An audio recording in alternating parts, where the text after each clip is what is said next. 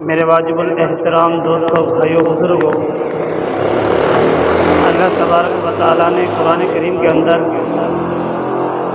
ایک احسان کا بتلایا ہے، ایک احسان سمجھایا ہے۔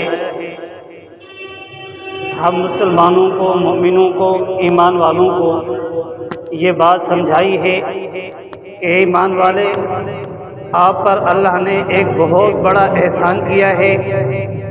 الہی وہ احسان کون سا ہے جو آپ نے اس امت پر کیا ہے؟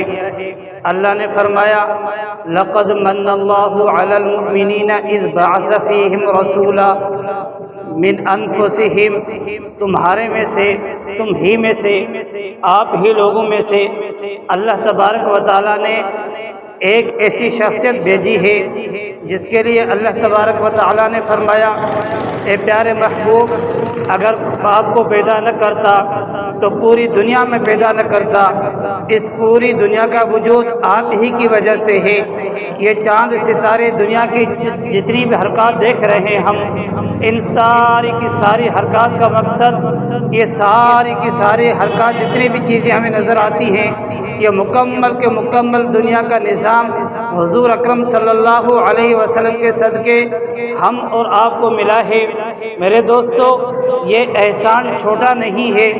اس احسان کی قدر ان نبیوں سے پوچھو جنہوں نے تمنا کی تھی کہ یا الہی ہمیں اس نبی کی امت میں سے پیدا کرتے، حالانکہ تھے تو وہ نبی خواہشیں رکھتے تھے کہ وہ اتنے افضل نبی ہیں کہ ہم انہی کی امت ہو جائیں، اور ہر ایک نبی نے اپنے مقصد کو، اپنے پیغام کو امت تک پہنچایا۔ حضور اکرم صلی اللہ علیہ وسلم کے ساتھ ساتھ خوشخبری بھی دیتے رہے کہ انسانوں، آخر میں ایک ایسا پیغمبر آئے گا جس کے لیے اللہ نے یہ پوری کائنات، جس کا خلاصہ یہ ہے کہ جس کے لیے اللہ نے یہ پوری کائنات بھیجی ہے، یہ پوری کائنات بنائی ہے۔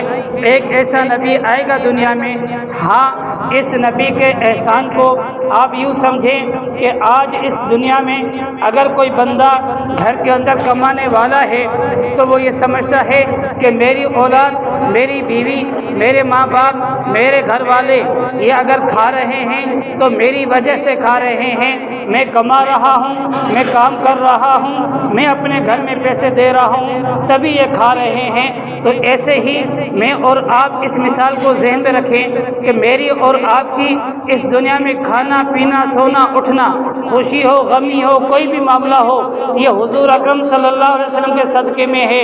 صرف یہ ہمارے اوپر نہیں، ان لوگوں کو بھی دیکھیں جن کے لیے اللہ نے جہنم کا اعلان کر دیا ہے۔ کون سے لوگ ہیں وہ جو اللہ کی ذات کا انکار کریں، اللہ کے پیغمبر صلی اللہ علیہ وسلم کا انکار کریں، اللہ کے کلام کا انکار کریں؟ ایسے لوگوں کے لیے جو نہ خدا کو مانتے ہوں، نہ رسول اللہ صلی اللہ علیہ وسلم کو مانتے ہوں، نہ اللہ کے کلام کو مانتے ہوں، ایسے لوگوں کے لیے اللہ نے دنیا میں سمجھا دیا کہ یہ لوگ ایسے ہیں جن کے لیے جہنم تیار ہے، یہ جیسے مریں گے سیدھے جہنم جائیں گے۔ جو نہ خدا کی ذات کو مانتے ہیں، نہ رسول اللہ صلی اللہ علیہ وسلم کی ذات کو مانتے ہیں، نہ اللہ کے کلام کو مانتے ہیں، تو یہ جیسے ہی جائیں گے ان کے لیے جہنم ہے۔ تو وہ بھی لوگ آج دیکھیں دنیا کے اندر کھا رہے ہیں، وہ بھی جی رہے ہیں۔ ہمارے مسلمان یہ سمجھتے ہیں شاید ہم سے زیادہ وہ خوش ہیں، بظاہر نظر آتا ہے کہ وہ خوش ہیں، حقیقت یہ نہیں ہے کہ وہ خوش ہیں۔ حقیقت یہ ہے کہ وہ اپنے زندگی کے دن جو ہے وہ مکمل کر رہے ہیں۔ جب ان کے زندگی کے دن مکمل ہو جائیں گے تو یہ دنیا سے رخصت، جیسے ہی دنیا سے جائیں گے سیدھے جہنم کے ایندھن بنیں گے۔ تو میں عرض کر رہا تھا، جس طرح اللہ نے مؤمنین کو سمجھایا، مؤمنون کو سمجھایا کہ اے ایمان والے مرد اور عورت، اے ایمان والے لوگوں، اے مسلمانوں، آپ کے اوپر اللہ نے جو احسان فرمایا ہے، جس کی وجہ سے آپ کھا رہے ہیں، پی رہے ہیں، جی رہے ہیں، اور اس شخصیت کی وجہ سے آپ اس دنیا میں موجود ہیں، اور اس شخصیت کی وجہ سے آج اس دنیا میں کافر بھی کھا رہے ہیں، مسلمان بھی کھا رہے ہیں۔ فرق یہ ہے کہ مسلمان اپنے محبوب کا احسان مند ہوتا ہے، کہتا ہے یا الہی تیرا احسان ہے، شکر ہے کہ آپ نے ہمیں اس پیغمبر کا امتی بنایا جس کے لیے آپ نے یہ دنیا بنائی ہے۔ تو ہمارا شکر، ہمارا اس احسان کا شکریہ کبھی جو ہے اپنے عمل سے ہوتا ہے، کبھی زبان سے ہوتا ہے۔ زبان سے کیسے کرتے ہیں ہم؟ زبان سے شکریہ یہ ہے کہ ہم درود کا اہتمام کریں، درود شریف پڑھیں، اور عمل سے یہ ہے کہ اپنے اس چھوٹے سے جسم کے اوپر ہم کوشش کریں کہ سنتوں کا اہتمام کریں۔ ہمارے سر سے لے کر پاؤں تک کوئی بھی ایسا عمل نہ ہو جو سنت کے خلاف ہو۔ تو میرے دوستو، یہ جو ربیع الاول کا مہینہ چل رہا ہے، اس مہینے کے اندر حضور اکرم صلی اللہ علیہ وسلم کی ولادت و سعادت ہوئی۔ حضور اکرم صلی اللہ علیہ وسلم اس دنیا میں تشریف لائے، اور لا کر مقصد یہ نہیں تھا کہ ہم ان کے نام پر عجیب و غریب خرافات کو شروع کریں۔ یہ مقصد نہیں تھا کہ ہم ان کے نام پر کبھی کیا روڈ سجائیں، کبھی گھر سجائیں، کبھی گلی سجائیں۔ نہیں، مقصد یہ تھا کہ انسان، یہ تیرا چھوٹا سا جسم جو ہے، یہ 5-7 فٹ کا جو جسم ہے، سر سے لے کر پاؤں تک آپ کا صبح سے لے کے شام تک، شام سے لے کے صبح تک کوئی بھی ایسا کام نہ ہو جو سنت کے خلاف ہو۔ حضور اکرم صلی اللہ علیہ وسلم اس دنیا میں اسی لیے کہ ان لوگوں کو سمجھائیں کہ اس دنیا کا اب یوں سمجھو کہ خاتمہ ہو رہا ہے۔ حضور اکرم صلی اللہ علیہ وسلم نے فرمایا میرے اور قیامت کے درمیان اتنا فرق ہے، یعنی جس طرح ان 2 انگلیوں کے درمیان فرق ہے، اتنا فرق ہے۔ تو میرے دوستو، حضور اکرم صلی اللہ علیہ وسلم کے بعد ہمارا عقیدہ ہے کوئی بھی نیا نبی پیدا نہیں ہوگا۔ اگر کوئی نبوت کی دعویٰ کرے وہ جھوٹا ہے، کذاب ہے، دجال ہے۔ اس کے حضور کے بعد کسی نئے نبی نے نہیں آنا۔ حضور اکرم صلی اللہ علیہ وسلم آخری نبی ہیں، اور حضور اکرم صلی اللہ علیہ وسلم کی سنتوں پر ہم نے چلنا ہے۔ اگر کوئی بندہ حضور کی سنتوں کو چھوڑ کر اور یہ چاہتا ہے کہ شاید میں خوش گزار رہا ہوں، شاید میں اچھا لگ رہا ہوں، شاید میں جو ہے اس دین کے بغیر بہت خوش ہوں، اس بندے کو اپنے ایمان کی فکر کرنی چاہیے۔ صرف میں یہاں تک نہیں کہتا، اللہ اکبر، ایسی بہت سی مثالیں ہیں۔ مثلا سر کو ڈھانپنا یہ سنت ہے۔ اگر کوئی بندہ اپنا سر ننگا کر کے یہ کہتا ہے کہ میں بہت اچھا لگ رہا ہوں، بغیر جو ہے نا ٹوپی کے میں بہت ہی خوبصورت لگتا ہوں، اس کے ایمان خطرے میں ہے۔ ایسی بہت سی مثالیں ہیں۔ میں عرض کر رہا تھا اللہ نے مجھے اور آپ کو اس حضور اکرم صلی اللہ علیہ وسلم کا امتی بنایا۔ تو حضور اکرم صلی اللہ علیہ وسلم ایسے نبی ہیں جو دنیا کے اندر بظاہر آئے تو بعد میں، بلکہ حضور اکرم صلی اللہ علیہ وسلم کی نبوت تمام انبیاء سے پہلے تھی۔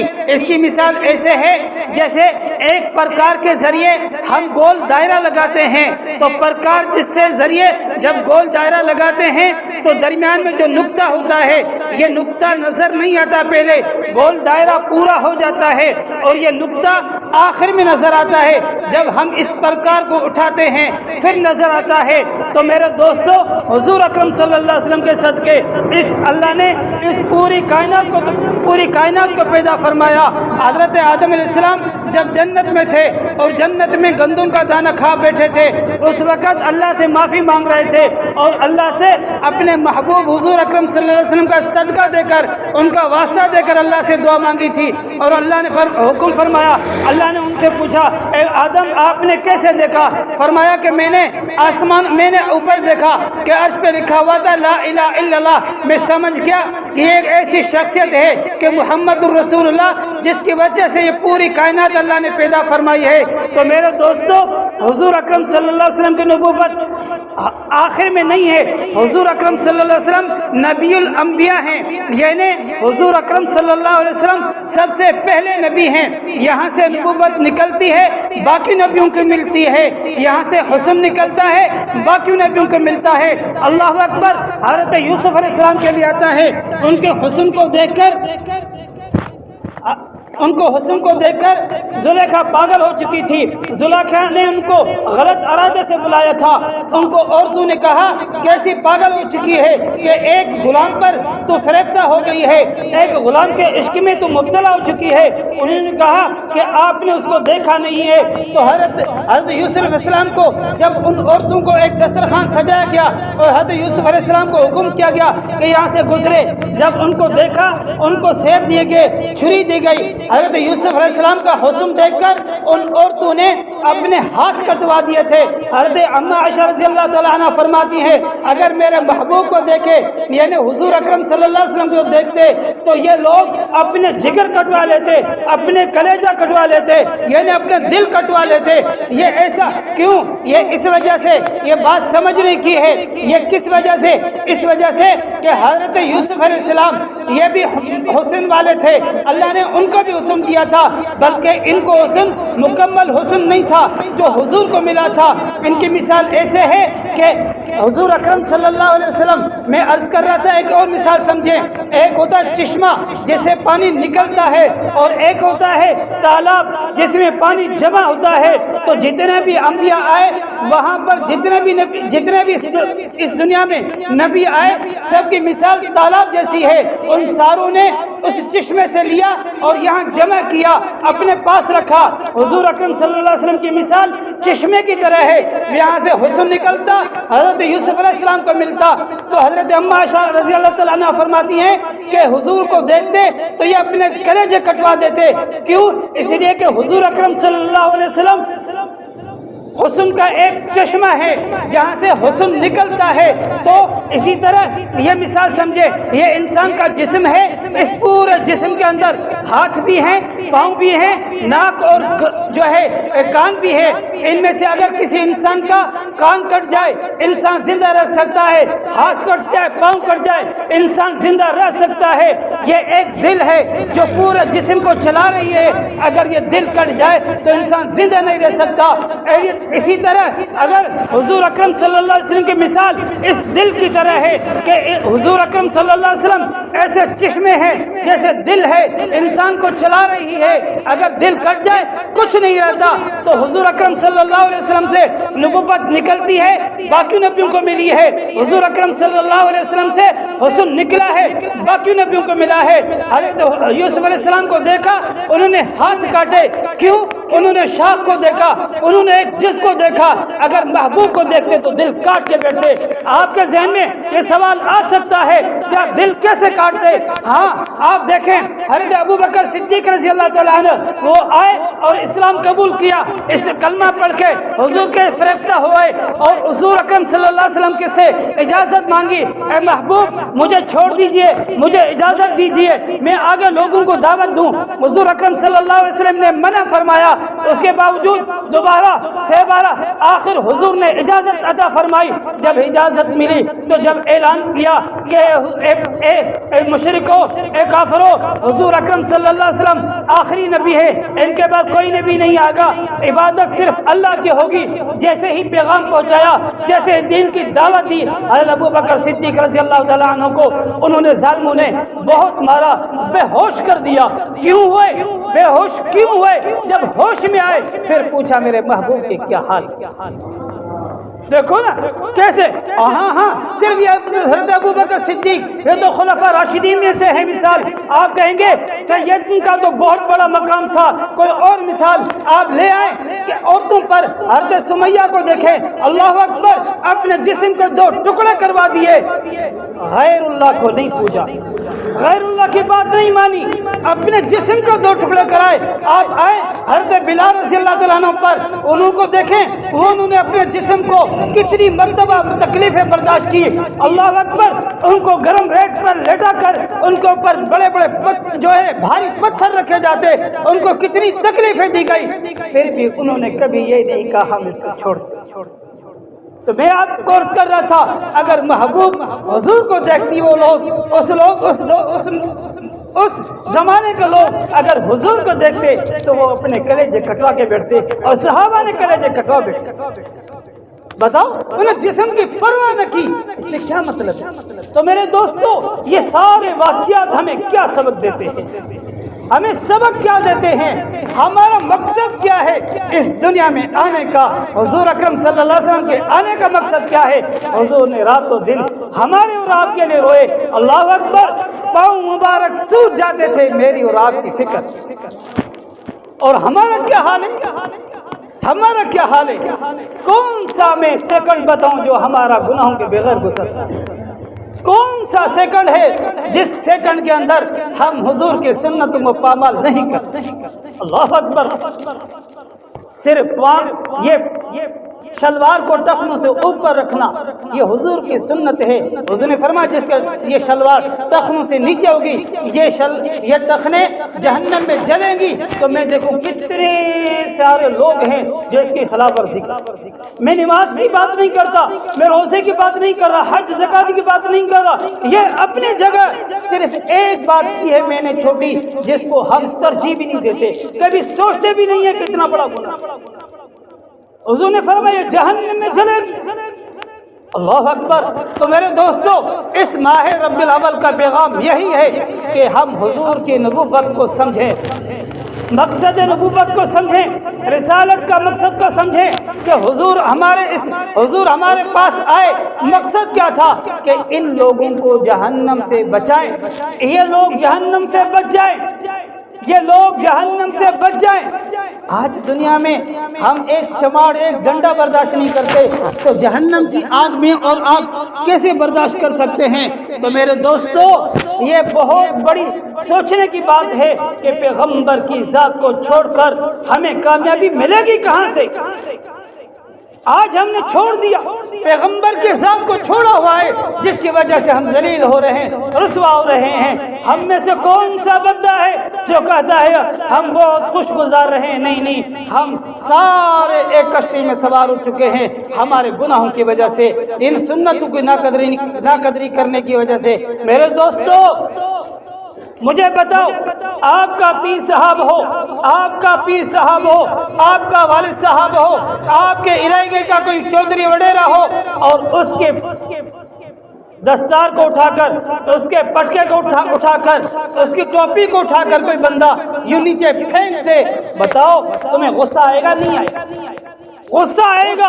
تو نے ہمارے پیر کی توہین کی ہے، تو نے ہمارے ابا کی توہین کی ہے، تو نے ہمارے وڈیرے کی توہین کی ہے، تو نے ہمارے چودھری کی توہین کی ہے، تو مجھے اور آپ کو اس پر کیوں فکر نہیں ہوتی کہ ہم حضور کی سنت کا پامال کریں؟